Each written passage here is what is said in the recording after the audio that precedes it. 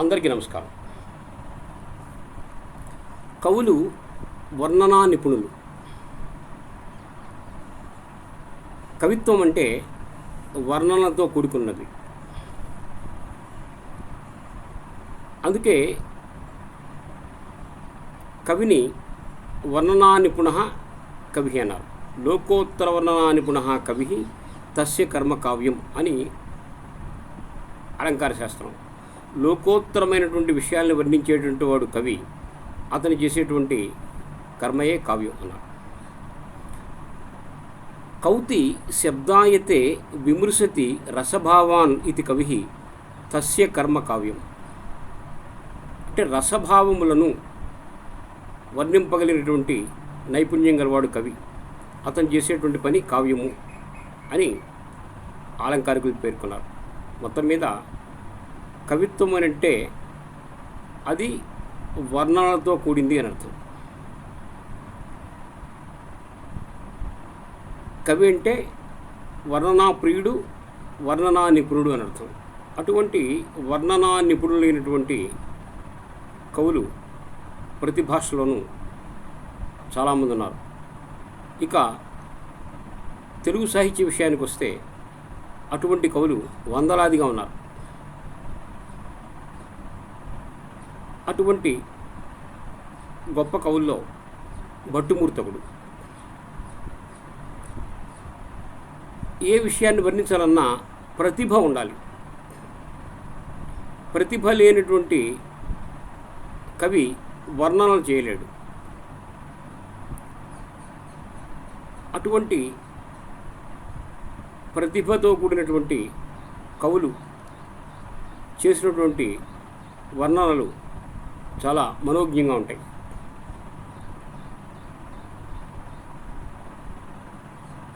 ఇక భట్టుమూర్తి చేసినటువంటి వర్ణనలు ఎంత మనోజ్ఞంగా ఉంటాయో తెలుసుకుందాం. భట్టుమూర్తి నరసభూపాలయం అనేటువంటి ఒక ఆలంకారిక శాస్త్రాన్ని రచించాడు. ఇది సంస్కృతంలో ప్రతాపరుద్రీయం అనేటువంటి గ్రంథాన్ని పోలి ఉంటుంది. అది ఆలంకారిక గ్రంథమే, ఇది ఆలంకారిక గ్రంథమే. అందులో ప్రతాపరుద్రుడు కావ్యనాయకుడు, ఇందులో నరసభూపాలుడు కావ్యనాయకుడు. ఇందులో వర్ణించినటువంటి ప్రతి వర్ణన ఆ రాజును పొగుడుతూనే ఉంటుంది. ఇక అటువంటి వర్ణనలతో ఈ గ్రంథం సాగుతుంది. ఇందులో కావ్య లక్షణాలు, కావ్య సామగ్రి మొదలైనటువంటి అంశాలని ఉదాహరణపూర్వకంగా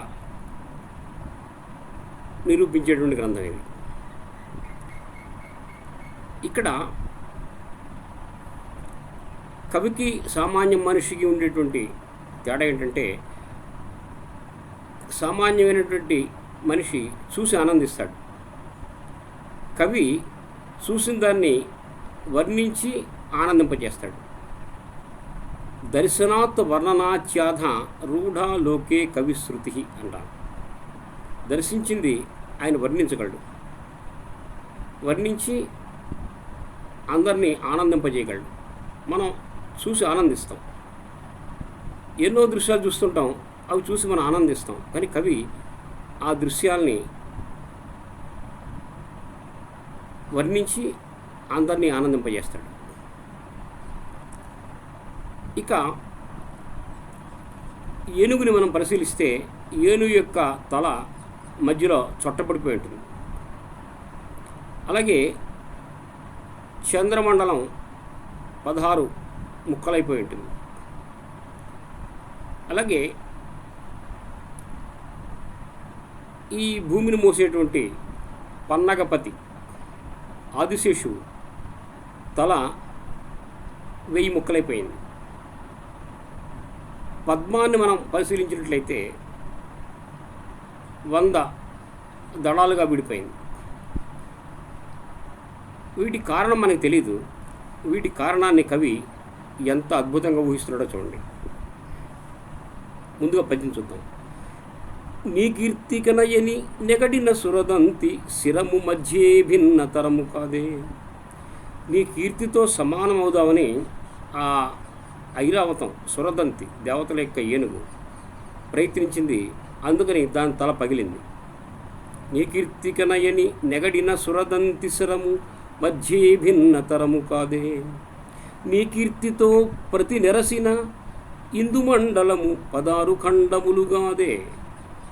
ఆ సురదంతి తెల్లగానే ఉంటుంది, చంద్రుడు తెల్లగానే ఉంటాడు. ఎంత తెల్లగా ఉన్నా తెల్లనైనటువంటి నీ కీర్తితో పోటీ పడడం చేత ఆ చంద్రుడు 16 ముక్కలయ్యాడు.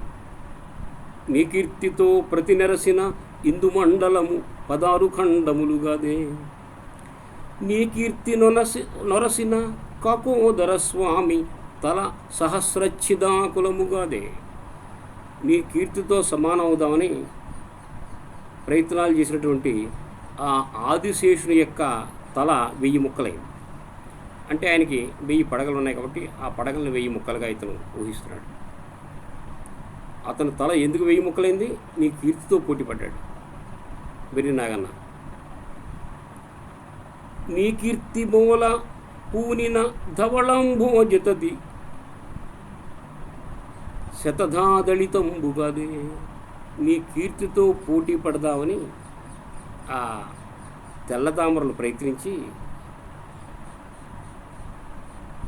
100 ముక్కలైపోయాయి. అంటే నువ్వు 100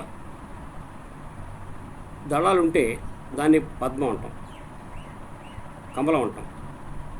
సహస్రపత్రం కమలం, శతపత్రం కుశేషయం.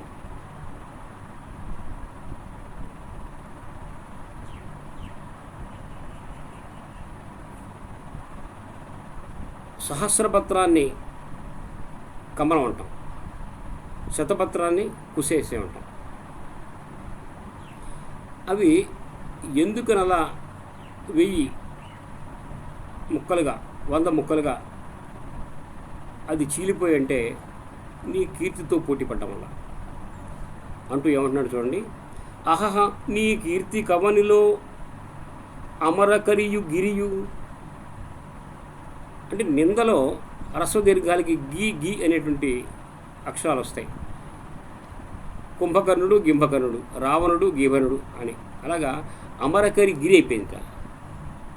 ఇంద్రుడు గిందుండు, చంద్రుడు గిందుడయ్యాడు. ఉరగపతియు గితియు, ఉరగపతిగాడు గీత అయ్యాడు. తెలిదామరల చాలు గీలు నెనయే, తెలిదామరల యొక్క చాలు గీలైపోయింది. ఔబళేంద్రుని నరసింహ క్షితీంద్ర. ఈ విధంగా ఆ సురగయం అంటే ఐరావతం, ఆ చంద్రుడు, ఆదిశేషువు, పద్మాలు అలా ముక్కలైపోవడానికి కారణం ఏంటంటే అవి నీ కీర్తితో పోటీ పడ్డం వల్ల. కాబట్టి నీ కీర్తి పోటీ పడలేనటువంటిది, నువ్వు అందరికంటే మించిన వాడువు అనేటువంటి భావం వచ్చేలాగా ఈ పద్యాన్ని చాలా అద్భుతంగా రచించాడు. ఇది కవి యొక్క భావన పటిమకు ఒక ఉదాహరణ. పద్యం మరోసారి చూద్దాం. నీ కీర్తికనయని నెగడిన సురదంతి శిరము మధ్యే భిన్న తరము కాదే. నీ కీర్తితో ప్రతి నెరసిన ఇందుమండలము 16 ఖండములుగాదే. నీ కీర్తి నొరసిన కాకోదర స్వామి తల సహస్రచ్ఛిదాకులముగాదే. నీ కీర్తి మూలభూనిన ధవళంభోజతతి శతధాదళితంబుగాదే. అహహ నీ కీర్తి కవనిలో అమరకరియు గిరియు, ఇంద్రుడు గిందుండు, ఉరగపతియు గితియు, తెలిదామరల చాలు గీలుననయే. ఔబళేంద్రుని నరసింహ క్షితీంద్ర. అలాగే చింత అనేటువంటి ఒక సంచారీ భావాన్ని వర్ణిస్తూ మరొక అద్భుతమైన పద్యం రాశాడు. ఈయన పద్యాలన్నీ అద్భుతాలే. ఉదాహరణకి 1-2 మనం చూద్దాం. ఔబళేంద్రుని రాణుల్లో ఒక ఆవిడ ఏదో ఆలోచిస్తూ ఇలా చేయిపెట్టి కూర్చుంది. ఆ దృశ్యాన్ని ఎంత అద్భుతంగా వర్ణిస్తున్నాడు చూడండి. ఆమె లక్ష్మీదేవితో పోల్చి వర్ణించడం చూడండి. ఆమె లక్ష్మీదేవిట. లక్ష్మీదేవి అనుకుంటుందిట, ఏమనుకుంటుంది? అరవిందంబు విలాస మందిరము. పద్మం ఆవిడికి విలాస మందిరం. నిహారాంసుడేకోదరుండు. చంద్రుడు ఉన్నాడంటే వాడు తమ్ముడు. అరయన్ గోత్ర విరోధమేటికి అనర్హంబంసును హించి. వీళ్ళిద్దరికీ మధ్యలో గొడవెందుకు? ఇద్దరు కావాల్సిన వాళ్ళే. ఈ పద్మం చూస్తే విలాసమందిరం, ఆ చంద్రుడు ఏకోదరుడు తమ్ముడు. చంద్రుడు అంటే పద్మానికి పడదు, పద్మ అంటే చంద్రుడికి పడదు. అంటే చంద్రుడు వికసించే సమయానికి పద్మాలు ముడుచుకుంటాయి. పద్మాలు అది పద్మాలకి చంద్రుడికి ఉండేటువంటి విరోధంగా కవులు వర్ణించారు. కాబట్టి వీళ్ళిద్దరికీ మధ్యలో విరోధం ఎందుకు? వాళ్ళిద్దరినీ కలుపుదాం అనుకుందిట. ఇరువుర పొందించు పయోధి కన్యక్రియ. ఇద్దరినీ కలుపుదాం అనేటువంటి లక్ష్మీదేవిలాగా చేర్చున్ కేరు గండస్థలిన్ తరుణీరత్నము. ఆమె చేయి పద్మంలా ఉంది, ఆమె ముఖం చంద్రబింబంలా ఉంది.